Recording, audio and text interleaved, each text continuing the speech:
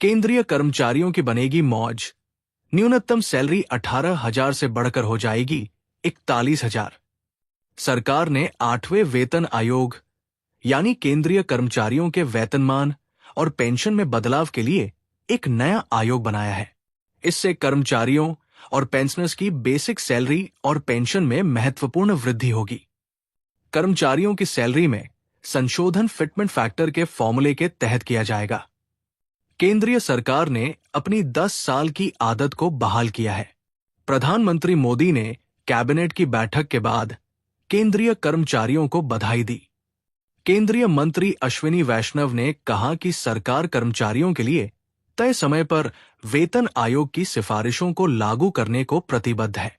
8वें वेतन आयोग की सिफारिशें लागू होने पर 50 लाख केंद्रीय कर्मचारियों और 65 लाख पेंशनभोगी सेवानिवृत्त कर्मचारियों को फायदा होगा। ये जनवरी 2026 से प्रभावी होगा। 7वें वेतन आयोग 2025 तक चलेगा। इसके बाद देश में 1,15,00,000 लोगों को सैलरी बढ़ोतरी से लाभ होगा। 8वां वेतन आयोग बनाया गया है। अब एक अध्यक्ष और 2 सदस्यों को चुना जाना है। केंद्र सरकार इसे 2026 तक हर हाल में लागू करेगी।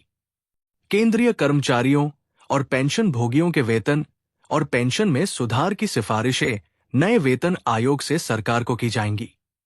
7वें वेतन आयोग की रिपोर्ट 18 महीने में बनकर तैयार हुई थी, लेकिन इस बार इसे जल्दी बनाया जाना चाहिए। वेतन में वृद्धि करने के लिए सरकार फिटमेंट कारक का उपयोग करेगी।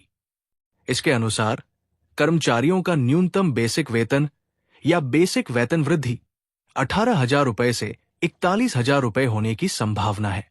वहीं 9,000 रुपए से 17,280 रुपए की पेंशन भी हो सकती है। 7वें वेतन आयोग में फिटमेंट फैक्टर 2.57 था। 8वें वेतन आयोग में फिटमेंट फैक्टर 2.28 से 2.86 के बीच हो सकता है।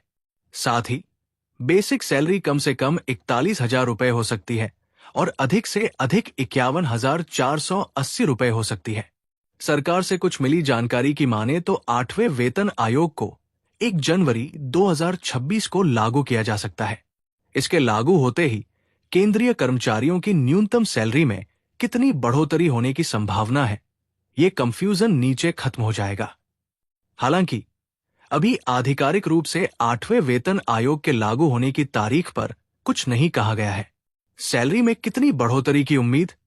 8वें वेतन आयोग की सिफारिशों की माने तो केंद्रीय कर्मचारियों की बेसिक सैलरी में बम्पर इजाफा देखने को मिल सकता है। न्यूनतम बेसिक सैलरी 18,000 रुपए से बढ़कर करीब 34,560 रुपए तक होने की उम्मीद है। इस हिसाब से कर्मचारियों की सैलरी में 16,560 रुपए तक बढ़ जाती है।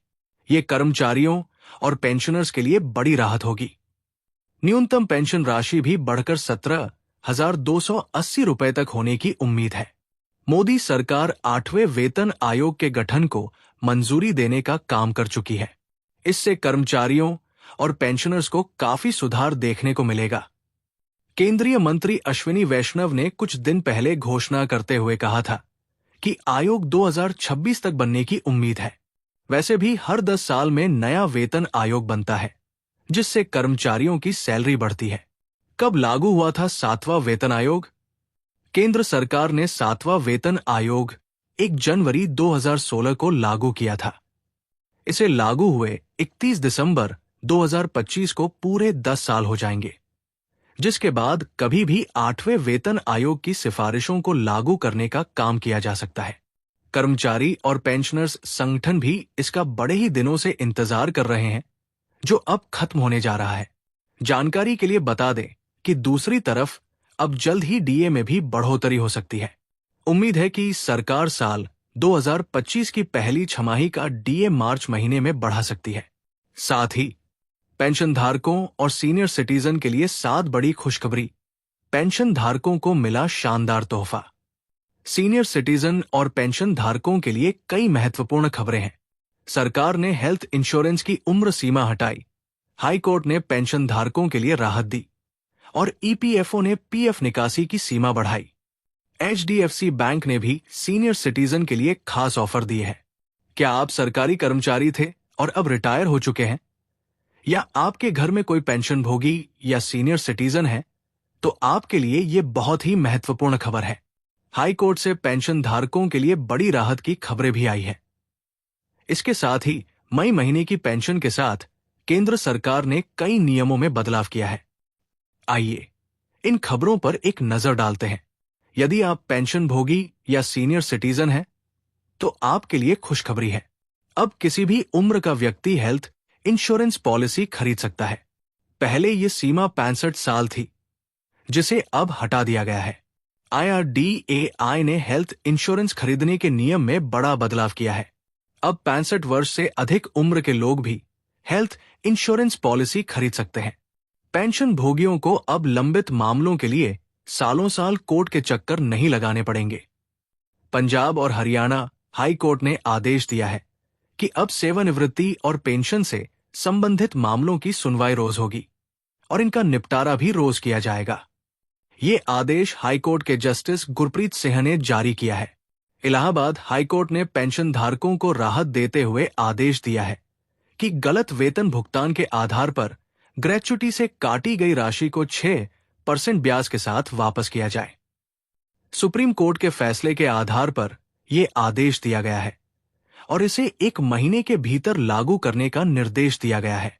हिमाचल प्रदेश हाई कोर्ट ने सेवानिवृत्त कर्मियों को 2016 से बढ़े हुए संशोधित वेतनमान का लाभ देने के आदेश दिए हैं। जो कर्मी 2016 से 2022 के बीच रिटायर हुए थे, उन्हें भी अब इसका लाभ मिलेगा। जज ज्योत्सना दुआ ने यह फैसला सुनाया है। कर्मचारी भविष्य निधि संगठन ने PF खाता धारकों को राहत दी है। अब खाता धारक अपने या अपने आश्रित के इलाज के लिए खाते से 1 लाख रुपए तक की राशि निकाल सकते हैं। पहले ये सीमा 50,000 रुपए थी, जिसे बढ़ाकर 1 लाख रुपए कर दिया गया है। ये बदलाव 16 अप्रैल 2024 से लागू हो चुका है। CGHS लाभार्थियों के लिए जरूरी सूचना। केंद्र सरकार स्वास्थ्य योजना CGHS के लाभार्थियों के लिए एक महत्वपूर्ण अपडेट है। आभा आईडी बनाने की समय सीमा बढ़ा दी गई है। अब आपको सितंबर 2024 तक आभा आईडी नंबर बनवाना होगा और अक्टूबर 2024 तक CGHS आईडी को आभा आईडी नंबर से लिंक करना होगा। HDFC बैंक सीनियर सिटीजन को अतिरिक्त 0.25% का ब्याज दे रहा है। सीनियर सिटीजन केयर FD में निवेश की आखिरी तारीख 30 मई 2024 है। HDFC बैंक 5 साल 1 दिन से लेकर 10 साल की FD पर 7.75% ब्याज दे रहा है। जून की पेंशन को लेकर बड़ी खुशखबरी। जून महीने की पेंशन के साथ महंगाई भत्ता का भुगतान किया जाएगा। पेंशन धारकों का महंगाई भत्ता 50% हो चुका है। जिनको अरियर नहीं मिला है, उन्हें भी इसका भुगतान जून महीने की पेंशन के साथ किया जाएगा।